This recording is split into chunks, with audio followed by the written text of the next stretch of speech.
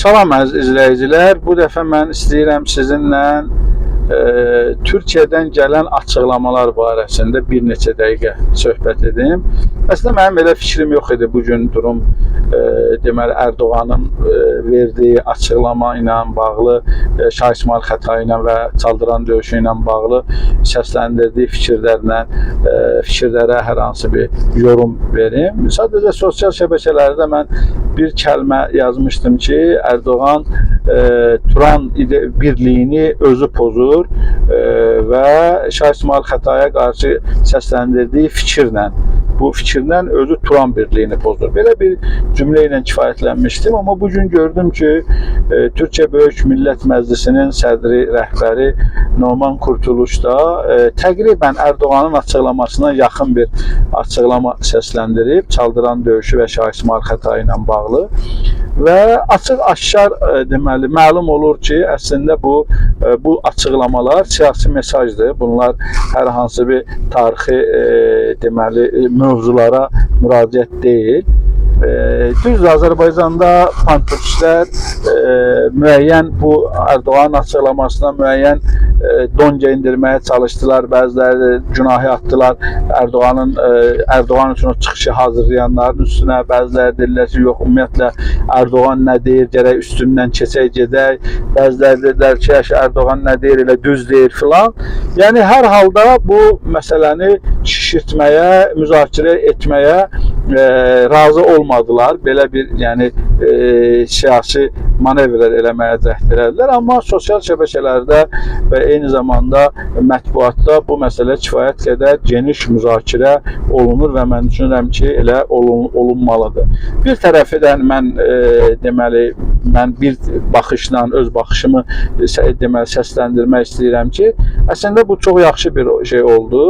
Düzdür, məqsəd tam başqa bir şeydir. O məqsədi deyəcəm Ərdoğanın və Numan Kurtuluşun, ümumiyyətlə AKP hakimiyyətinin, Türkiyədə mövcud iktidarın hədəfi nə idi bu məsələdə? Bunu mən deyəcəm. Amma demək istəyirəm ki, hədəfin nə olmasından asılı olmayaraq bu çox gözəl bir nəticə oldu. Gözəl nəticə də ondan ibarətdir ki, bu günə qədər bu Çaldıran döyüşü ilə bağlı məlumatı az olanlar və yaxud da məlumatı dayaz olanlar, heç məlumatı olmayanlar bu açıqlamalardan sonra bunlar başladılar Çaldıran döyüşünün mahiyyətini açıqlanmağa. O təbii ki, mahiyyəti araşdıranda internetdə, müəyyən tarix kitablarında bu barədə kifayət qədər deməli məlumatlar var. Onda aydın olacaq ki, əslində Çaldıran döyüşü necə baş verir və Çaldıran ümumiyyətlə o vaxt Səfəvilərin ərazisi olub, kim ora hücum edib və Şah İsmayıl Xətainin qoşunu hansı vəziyyətdə olub, Sultan Səlimin qoşunu hansı vəziyyətdə olub və s. Yəni, ümumilikdə bu Çaldıran döyüşü ilə bağlı həqiqətlər üzə çıxacaq. Bu cəhətdən həqiqətən düşünürəm ki, bu yaxşı bir açıqlama idi. Əziz izləyicilər, indi isə mən gəlirəm həm Ərdoğanın, həm Numan Kurtuluşun, yəni AKP hakimiyyətinin bu açıqlamada verdiyi, əsas götürdüyü hədəflərə. Baxın, burada səsləndirir ki, Ərdoğan biz ərəblərlə, kürdlərlə və başqa xalqların da adını çəkir, birlikdə bu qələbəni qazanmışıq. Əslində o qələbə də deyildi, normal qələbə deyildi, bir günlük savaş idi. Bu da tarixçilərin ixtiyarına buraxıram bunun detallarını. Eyni deməli məzmunda Numan Kurtuluş da eyni məzmunda açıqlama verdi.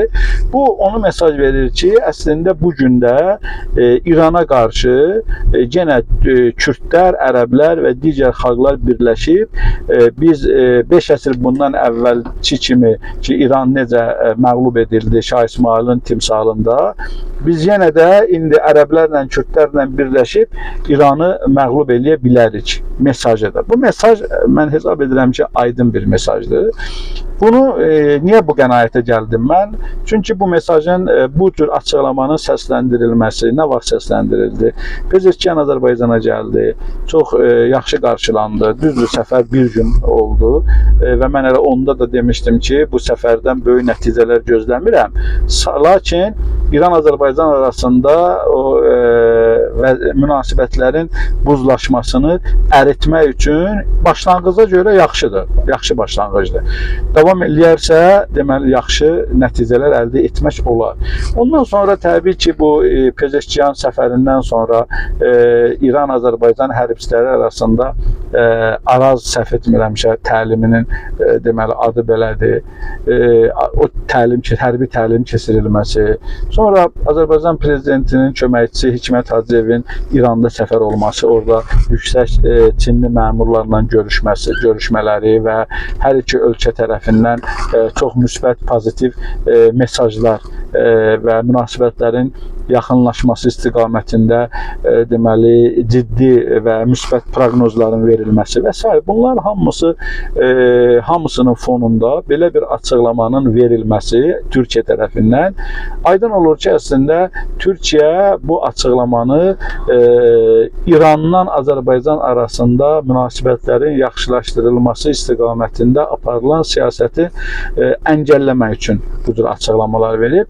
Əziz, biz hər dəfə demişik ki, İran, Azərbaycan bunlar qonşu, qardaş xalqlardılar və bunlar bir-birlərinə bağlayan çox ciddi tarixi bağlarla bağlanıblar.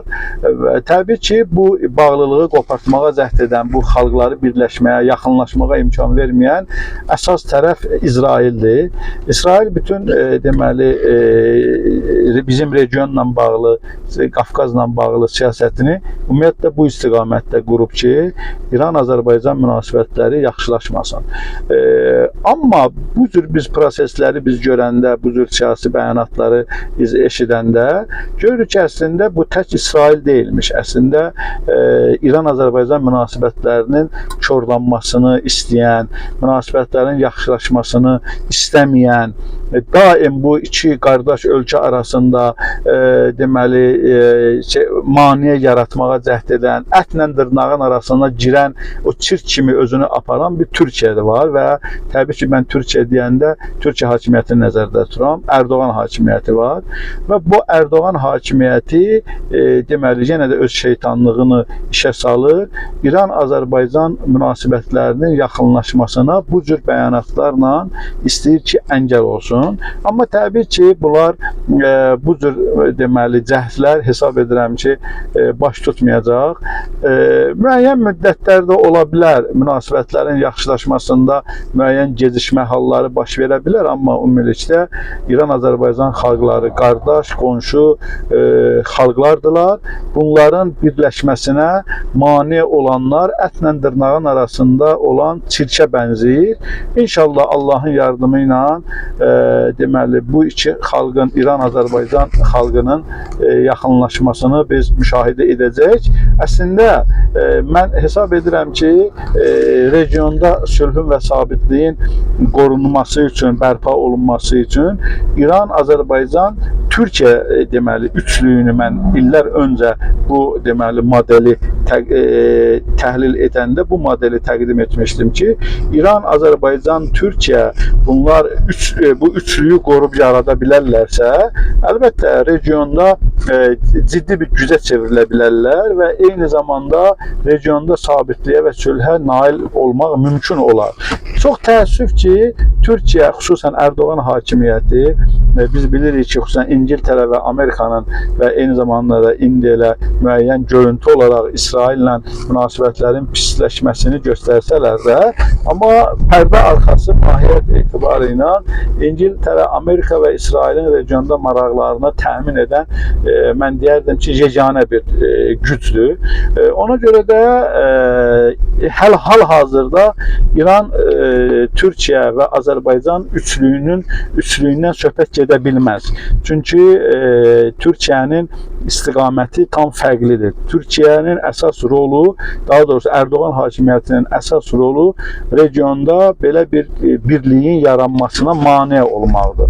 Ona görə də biz düşünürük ki, Erdoğan hakimiyyətinin mahiyyəti bundan ibarətdir. Məsələn, mən hətta bu biraz da qabağa gedib bu fikri səsləndirmək istəyirəm ki, Erdoğan hakimiyyəti məhz bu fikri qoruduğu üçün və bu siyasi xətt üzrə deməli öz fəaliyyətini hakimiyyətini bərpa etdiyinə görə, qurduğuna görə məhz mövcudluğunu saxlayır. Yəni əgər bu fikri regionda birliyə əngəl olmaq siyasətini gütməsə, zaten AKP hakimiyyəti deməli Türkiyədə mövcudluğunu qoruya bilməz.